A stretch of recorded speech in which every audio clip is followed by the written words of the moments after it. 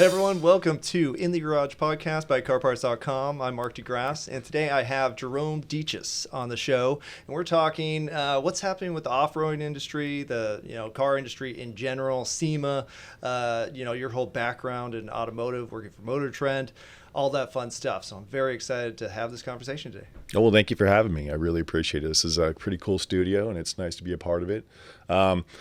Yeah, I mean, you just got back. We were just talking offline, and you said you just got back from your first SEMA. Was it your first one? Yes. Yeah, okay. Man, I didn't know what to expect. I kind of, I've been to car shows, LA Auto Show. I grew up in Southern California, so I've been to some, but this was like little different. You get a trade nuts. show versus an actual automotive show like the LA Auto Show, where it's just, you downstairs, you've got all the booths, but it's, I started in 97 with a company called Motor Trend. I'm sure a lot of people know. And that was my first. I was 24 years old, and SEMA was in two halls. So you had your West Hall, and I think there was the North Hall. And even at that time, it was extremely overwhelming. I mean, I went in there and maybe 2,000 vendors, and I had probably 100 that I was supposed to meet with during like a 3-day period.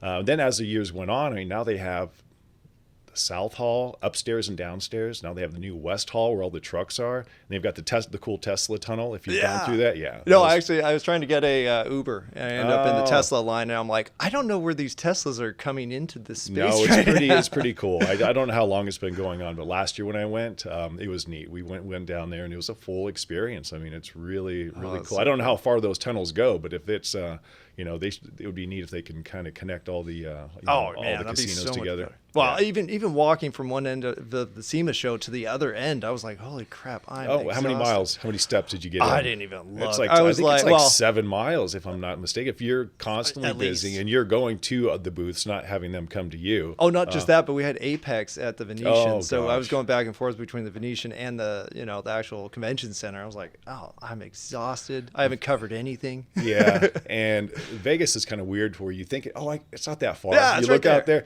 I walked to Apex once, and I'll never do it again. I thought it was really close, and I just kept going in one casino, come out the other. You get lost. I'm like, oh no, just take the tram that works now, or just get an Uber or a cab. Yeah.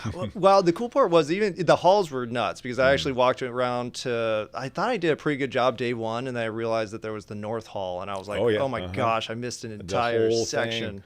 But then they also had like the racing, on one end of the convention on the outside center. in the parking lot, and they have the drifting cars. The drifting, it's cool. It's really come a long way in the last. I mean, like I said, I started in 97 and 2 halls, and now they have 5 or 6 halls, and they have the outside. They never had that outside area. Oh, wow. But it's good to see the industry thriving. I think that's the biggest thing. It's like the show's not shrinking, especially with COVID that just happened. People weren't sure what was going to happen with the SEMA show. Not the people that work for SEMA. I mean, they're pretty optimistic, but everyone else in the industry, and less traveling too. People were thinking, wow, I don't actually have to go to SEMA. But the funny thing is people love to go to that show. I think you have to. Yeah, you really do. I mean, if you want to be seen, you want your product to be seen. I mean, I feel like I work for SEMA. I don't. I work actually for CarParts, but it's a great show. If there's one show to go to all year, I mean, it's a one-stop shop. It really is. So I'm glad that we were there, and I think we had CarParts, and what was did we do JC Whitney? Yeah, as well? so we launched the JC Whitney magazine. So I was actually walking around. We did this inaugural issue that's actually super heavy paper, and so I was carrying like 15 issues, and I was like, this is like 30 pounds. And so day 2, I walked around with my luggage because I'm like, I'm not going to. Yeah, you need the roll bag. The roll bag. You have to. And I don't know if they still have it, but there's certain areas where they actually have publications that you can actually send them ahead. Get there. So you send them ahead of time, and I think it's almost in every hall, and you have, Hemmings, Motor Trend here, and they just have a stack. So, I mean, that'd be something to look into next year, just to kind of send them 20,000 copies ahead of time or whatever, and they would just fill all those spots. So that way people are just going and picking them up, and you're not having to hand out every. That's still fun. You know what I ended up doing? Because you want to touch it, you want to hand it to them, and you want to talk about it. Oh yeah. Well, what I did for a few of them, because I was, I just ran out of time. I ended up just writing inside the magazine. I said, "Hey, love your car. Get in touch with me." Oh, cool. And then I just dropped it on the car, and that actually worked. Everybody got in touch, so I was like, oh. That was way easier than talking to people. Oh, yeah, sure, right? Now, that's excellent. One thing I did notice at the show was that there were like 1 million Broncos. And so I know you do off-roading. There were a lot of Jeeps too, and, Sure. and the other vehicles, but Broncos were like, I'd say number one. You're going to see that the SEMA for the year I started, 97, it was the Dodge. I think it was the Dodge. Oh gosh, not the Durango. I forget what it was, but everybody that does a project car, they go to the manufacturer, they get one, they build it up. So you're going to see 100 of those, and then you're going to see you mentioned that you had an FJ. The year that the FJ came out in 08. Everybody went, even Motor Trend at the time. We went and got one. We built it up, so we put it in our booths. Any vehicle that's newly launched, you're going to see a ton of them out there, and especially with the aftermarket, everybody is building parts for those, so you're going to see them on display in all the booths. And, that makes sense. The Bronco's pretty cool though. I'm a Jeep guy. I've got a 2016 Jeep Rubicon on 37s, with fully armored out. And I actually use it. People think, too clean. Yeah, like, too you clean. don't take it. No, look underneath there. There are a lot of scratches. There's some dirt on here. But the Broncos are really neat. I wanted to hate them, but then when I saw them and they come, with, I 30. I think the Raptor's 37s. Wow. And the Wild Peak has 35s on it. Front and rear locker. I don't know about all those panels with the top quite yet, because there's so many creases and seams. I don't know how they're going to leak or whatever, but they're neat looking, and they're super capable. That's awesome. Yeah. Now, let's talk about that for a second, just in terms of like the panels, because I think we all think of off-roading as just, you just plop in the car and, drive over some rocks and whatever, get some mud here and there. But the car is actually flexing the entire time. So is that what happens with those panels? They just start popping, or? No, because it's now if it was a unibody, probably there's more flex, but it's framed. It's a body on frame, so you're going to have less flex. And it's not really that. It's just the weather, just the rubber seals. They just get dried out. You get dust in them. They just stop sealing. Mine's a 2016. I've never had a leak until like last year. It's we had all that rain here. 7 years, yeah. It's not too bad. And I think there's a certain like lubricant that you can use to kind of rejuvenate the seals. So that's something to look at. Some people would be like, I do Vaseline. I do WD-40. Well, WD-40 is kind of like a solvent. So I wouldn't do that. It kind of eats the rubber away. So that's actually a really good note, because everybody loves WD-40. Yeah, they do. You can use it for anything. If you have a decal that you're trying to get off your car, WD-40 works really well, because it's like it's like a solvent.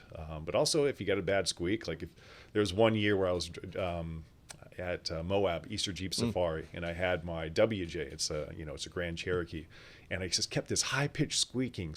I'm like, what the heck? And I finally figured out it was the front drive shaft, and so I grabbed a bunch of WD-40 and I just shot it, and it went away.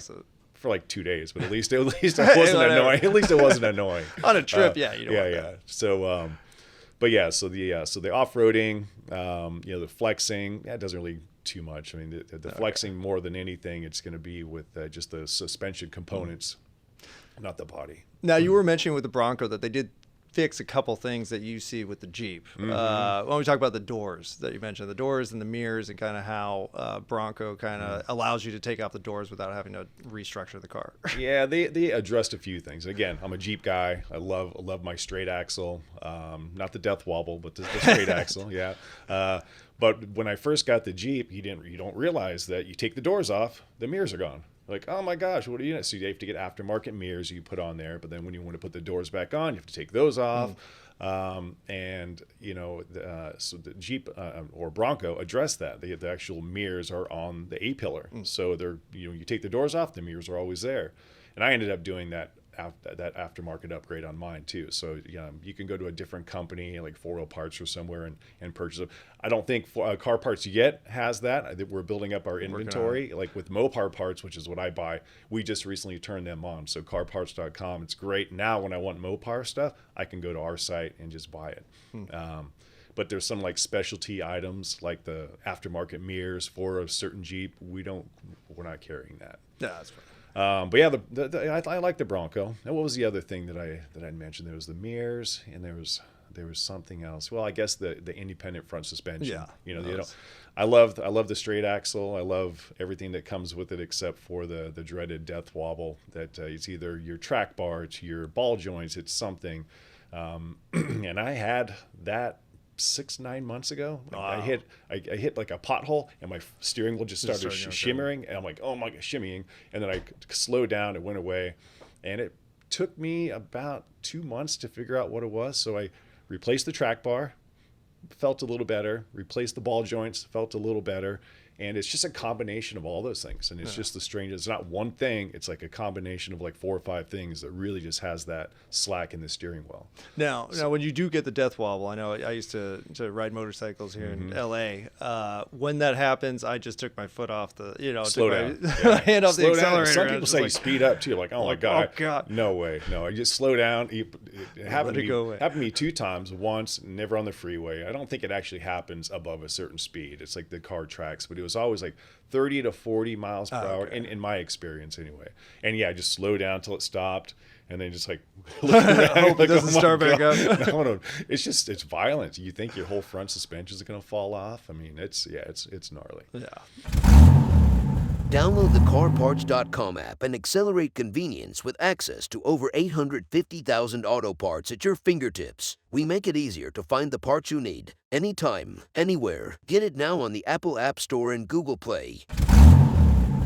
J.C. Whitney is back. The original auto parts catalog, a garage staple and cultural cornerstone for over 100 years, is now a magazine. Whether you're a newcomer or a longtime gearhead, J.C. Whitney instills confidence by delivering expertly curated auto parts and a gateway to engaging community experiences, entertainment, resources, and inspiration. Learn more about the new J.C. Whitney at jcwhitney.com. Oh, well, that's good to know, because a lot of people who maybe just haven't gone off-roading and kind of loosen up things where that can happen. Well, that's it. It's like for me, I use it. I go out there and, I've been to Moab, Easter Jeep Safari. I've done Pridget Canyon. I've done, Cane Creek. What's the gnarly? There's like one, it's, oh my gosh. It's on a ledge. It's like 1,000-foot drop, and you're just right on the edge. Cliffhanger. That's what it is. Yeah. So it's crazy because you're going, and then you look down, and there's like 1,000-foot drop right there, and you got a sheer wall on the other side. It's just maybe a 10-foot trail that you have to stay on, and it's not flat. There's like obstacles on it. So you get out there and you start moving those parts around, and things are going to wear out much faster. But that's the point, though. It is. Right? Yeah. Take it to the limit. Absolutely. Now, if you are just starting, though, what would you recommend in terms of a trail, say here in California? If somebody's like, I got my new Bronco, want to test it out. What's a good starter path? I really like Big Bear. I mean, from LA, Mammoth, they've got really good trails up there as well, but that's 6 hours. Big Bear is 2.5. And I go up there, my buddies and I would go up 2 or 3 times a year in the summertime. Oh, nice. And it's just, you go north of the ski resorts are the south side of the lake, but the north side, there's like Fawn Skin, and there's like 15 or 20 trails up there. So, and it's anywhere from like intermediate to hardcore. Nice. There are some that are super, super crazy. But like Gold Mountain, there's some guys at work that've had, a Toyota and some other vehicles on 33s, which are smaller tires. And I've recommended them go up there and just kind of test out a few of the, you do some beginner trails, but then you have John Bull, which is, they call it the gatekeeper. It's like all these boulders stacked up. And if you can't get through the gatekeeper, you don't have any business going through the rest of it. Oh, that's good. It is good, because if you get through it, then you're like, okay, I can do it. They're like, well, did you have fun? Like, no, I didn't have fun. That's horrible. Well, then turn around and go back. If you didn't have fun doing that, then you're not going to like the rest of it. But yeah, we're very fortunate in Southern California. And there's trails up there that I've heard are even more amazing that I've never done. So there's like 4 or 5 that we just do constantly. We know the trails. We do them, forward then backwards, and but it's enough to, make keep the fun. Keep it interesting. Keep it interesting. That's awesome. So do you usually go in groups like that? Is it kind of a caravan? That's a good point. You don't want to do that by yourself. I've seen people up there by themselves, and a drive shaft breaks, and we've had to get a tow strap and just tow a guy out, and it ruins my day. It's like, dude, I was going that way, you're going this way, and it's like 4 miles, but you're not going to leave anybody behind. But if you had somebody with them, he wouldn't have had to rely on us. And then also if something like drastically breaks, like a hub or something, and your wheels like off, you need to get in your buddy's car, go into town, get the part, and then go back on the trail. And I will say, as bad as that is, the best times I've ever had was when something broke. Because you're like, oh, I went wheeling. How was it? I'll say everything's fine. It's like, oh my God, this one time though, we were up on doing this crawl, and then my drive shaft it gets snapped, and we had to get in the car, go into town to the auto shop, and get another drive shaft. And like those are it sucks, but at the same time, those are the most memorable. Those are the memories, times. yeah. Oh, it's an adventure, with a mission, Mm-hmm. and that's a ton of fun. I think at one time I went up to Shaver Lake and we went quadding on some trail. I'd never been there before. The guy's like, I'm like, well, is it? I don't do this very often. Like, how hard's the trail? And he's like, oh, it's nothing. It's no problem. And I was like, oh, okay. So he tells me it's no problem. But we got up to some of these, like 50-degree grades with like rocks. And I'm like, well, I said this was fine. In the UTV, right? Yeah. Oh, and I was like, so I just charged it and got through it. And then afterwards I was like, that was not easy at all or fun. But you're there. You have to do it. You made have it. no choice. Yeah. No, nothing broke. A lot of it, adrenaline pump, Yeah. That's cool. So in terms of, say, being ready for that, like something breaking, what do you suggest would be in kind of your kit, like your essential kit for? Oh, you definitely need, to do that, you want a winch, you want a winch in the front of the vehicle. There's many different brands out there. CarParts offers almost all of them, I think. You definitely want a recovery bag, which has a tow strap. You want a high lift jack that helps. And people are like, well, why do you need a high lift jack? There was one time where a guy in front of me, he got stuck high centered on a rock and he couldn't go anywhere. And even though he didn't have a place to anchor the winch or anything, so what you do, it's weird, is it's just a tool that you can use any way you want. So you jack up the vehicle. So we jacked up and we just tipped it over. We just kept tipping it over until he was back on the trail. And then you got the high lift jack and that, and you have a complete tool set. You got to, everybody should know their own vehicle. Like, hey, I need standard, I need metric. Do I need to bring my power tools, your cordless tools? I do that too. So I have an impact wrench, a Sawzall. Believe it or not, I messed up a bumper one time on my old Jeep, and the front bumper, and it's like, I don't know, 1/4-inch steel. It got bent down and it was hitting my tire. And I'm like, oh my God, it's going to ruin my tire. So Sawzalled that whole bumper right in half, and then it sucked. I had to get a new bumper, but I got off the trail. Oh, yeah. So yeah, you definitely want to be prepared.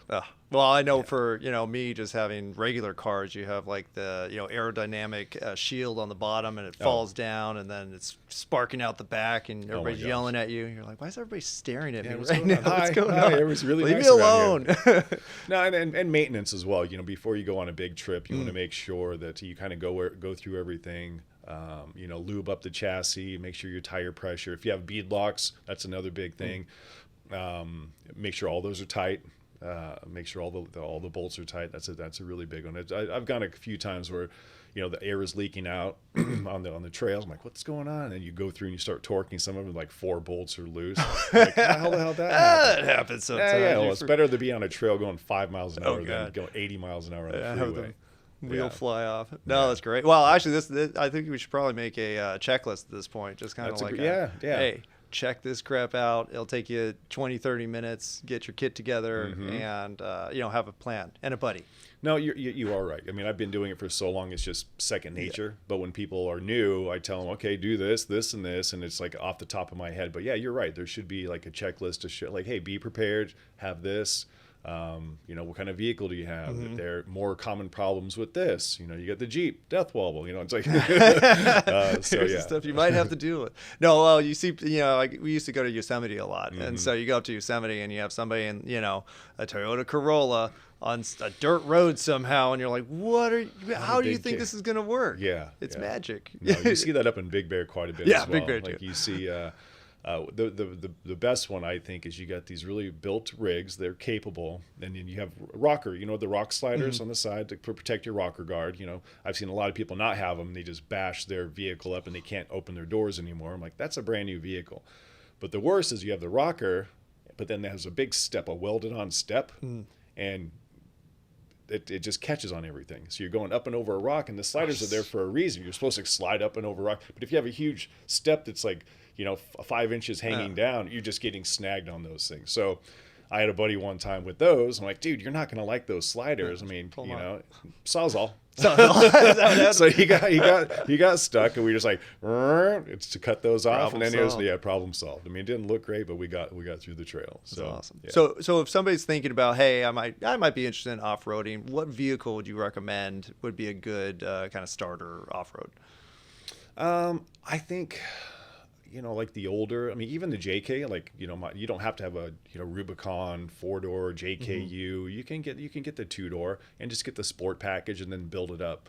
Nice. I already knew what I wanted. I've been doing this for a long time. So I got the Rubicon with the, it's got the automatic sway bar disconnect, which is pretty awesome. Everything's pushed. You feel like you're cheating because you're just pushing the buttons and you're going, everybody's getting out, locking their hubs and doing this and sway bar. I'm like, I push it and my sway bar disconnects, and I've got my cappuccino, in. Yeah.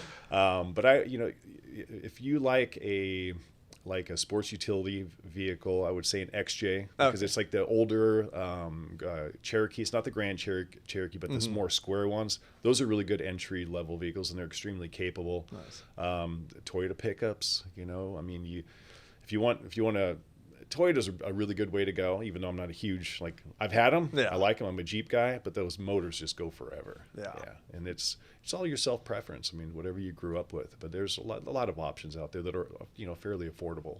That's awesome. So if somebody wants to learn about off-roading, do you usually have, I know, go on the trail, try it out, get a buddy who's probably done it before. That's a good way to do it.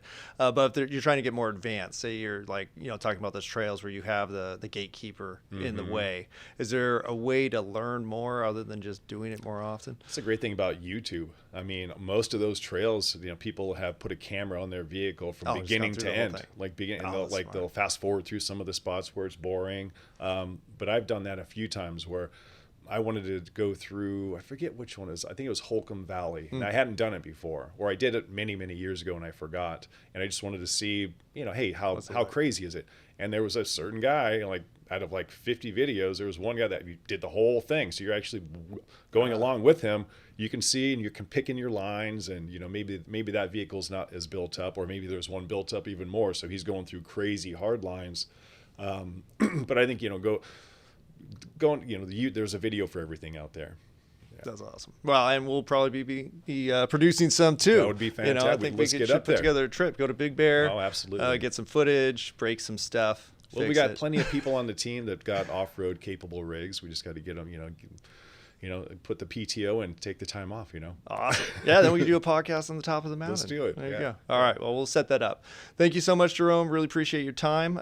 Where can people learn more about having me? Are we wrapping up or no? Yeah. Oh, okay. Okay. I'm sorry about that. Yeah, I was like, am I going to? Yeah. So we'll have to cut that one. No, Mark, thank you very much for having me. I appreciate it. It's good to be a part of this, and I can't wait to see the rest of them. Oh yeah, well, we'll be having you on a lot more, I'm sure, because I know your experience spans quite a bit. I'm very interested in all the stuff you did. Scratched the surface. This is just there's a we could talk motorcycles, Ducatis. Nice. Yeah, we could talk a lot of different stuff. Awesome. Well, thank you so much, and thank you so much for listening. Tune in next time. We're going to have lots more to talk about, all different types of car culture. So stay tuned.